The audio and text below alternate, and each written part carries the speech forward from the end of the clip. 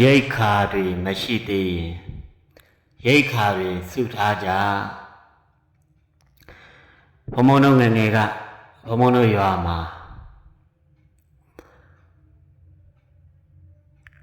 တောကိုဝါခုတ်တစ်ခုတ်သွားတော့မယ်ဆိုလို့ရှိရင်3-4 ညလောက်ကြာတယ်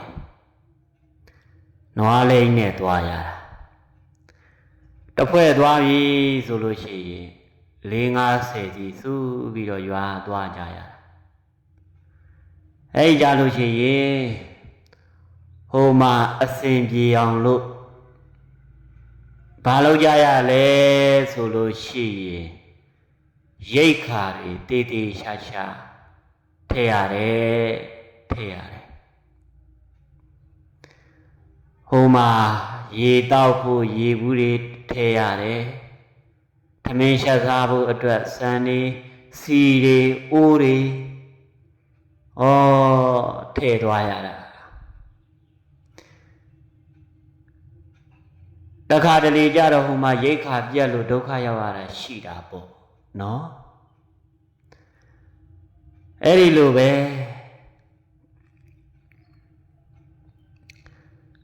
ဘုံဘုံတို့တွေလည်း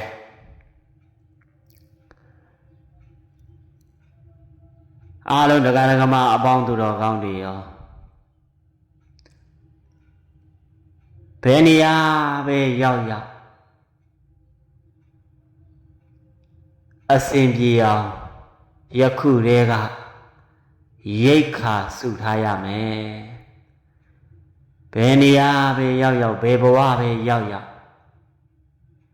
ဘာမှလူလေသိမရှိအောင်ယခုကတည်းကရိတ်ခါတွေစုထားရမယ်အခုတနေ့မဟုတ်တနေ့အရွယ်ရလာတာနဲ့တပြိုင်တည်းအခုတရားဟောနေတဲ့ဘုံဘုံမျိုးသက်တဲ့အရှင်ကုမာရတောင်ကိုအားလုံးတရားနာနေတဲ့ဒကာဒကမအပေါင်းသူတော်ကောင်းတွေပေါ့သိရွယ်ဝါလေးတွေဖြစ်လာကြပြီသိရွယ်ဝါလေးတွေဖြစ်လာကြပြီ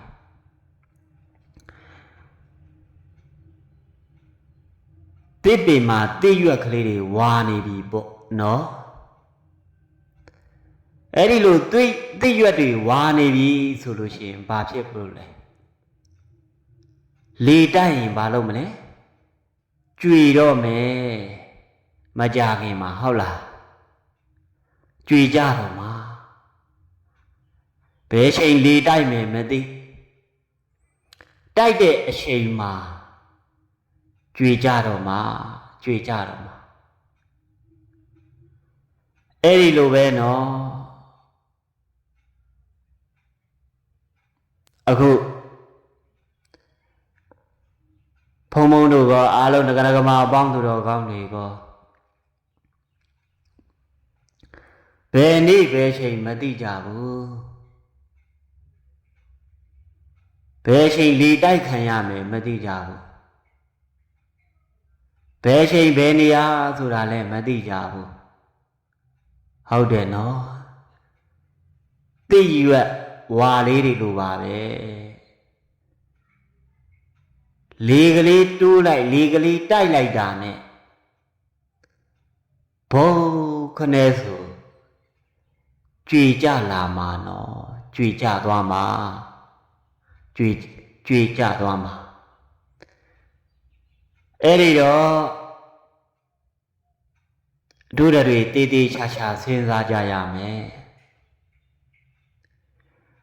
တို့တွေမကြွေခင်လေးမှာမသေးခင်လေးမှာရိတ်ခါတွေရှိပြီလားကိုယ်မှစဉ်းစားရမယ်နော်ကုသိုလ်ဆိုတဲ့ရိတ်ခါတွေကိုယ်မှရှိပြီလားပါပြီလားထုတ်ပြီးပြီလားအစင်သင့်လှုပ်ထားပြီလားစဉ်းစားရမယ်ဟုတ်တယ်မဟုတ်လားဟုတ်ပြီ တကယ်လို့မရှိသေးဘူးမပါသေးဘူးမထုတ်ရသေးဘူးဆိုလို့ရှိရင်ယခုကတည်းကရှိအောင်လုပ်ပါအောင်လုပ်ကြိုတင်ထုတ်ထားပါရိတ်ခါဆိုတာအမတ္တမအရေးကြီးတယ်နော်ကိုပြန်စဉ်းစားကြကို့မှာရိတ်ခါတွေရှိပြီလားလို့ရိတ်ခါမှမပါလို့ကတော့ရောက်တဲ့နေရာရောက်တဲ့ဘဝမှာခက်ခဲကြမ်းတမ်းလိမ့်မယ်အစင်မပြေတာတွေဖြစ်လိမ့်မယ်နော်ခဏကဘုံပြောခဲ့သလိုပဲတော်ရဲသွားမယ်ဆိုလို့ရှိရင်တစ်ခုတ်ဝါခုတ်သွားပြီဆိုလို့ရှိရင်ရေမရှိရင်ဒုက္ခရောက်တယ်မဟုတ်လားရိတ်ခါပြည့်ရင်ဒုက္ခရောက်ကြတယ်မဟုတ်လားနေရာကတော့နေလို့ရပြီမဲ့ရိတ်ခါပြည့်ရင်ဘာဖြစ်လဲ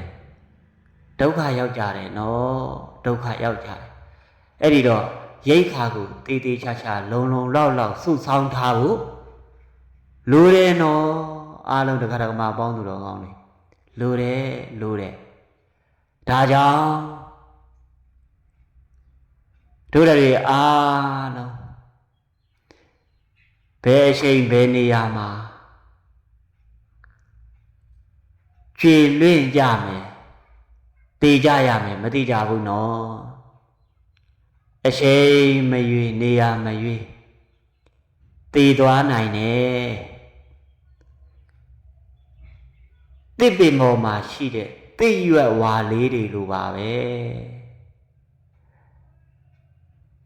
လေကလေးတိုက်လိုက်တာနဲ့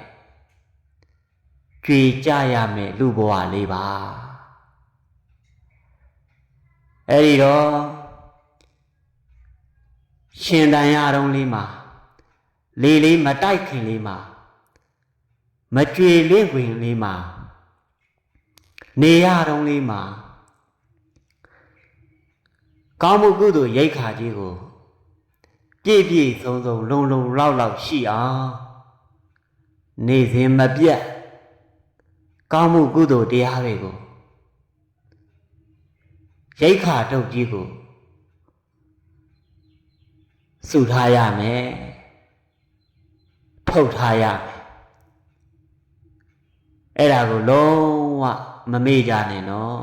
လုံးဝမမေ့ကြနဲ့